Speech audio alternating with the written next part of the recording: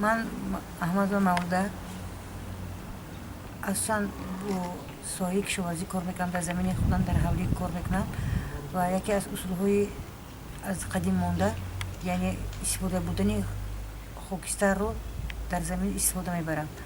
اون زمین رو ملویم خوب میگردونم، گرچنده خیزو ندیدم دیگه زمین ملویم و سپیدش بلندتر میگردم.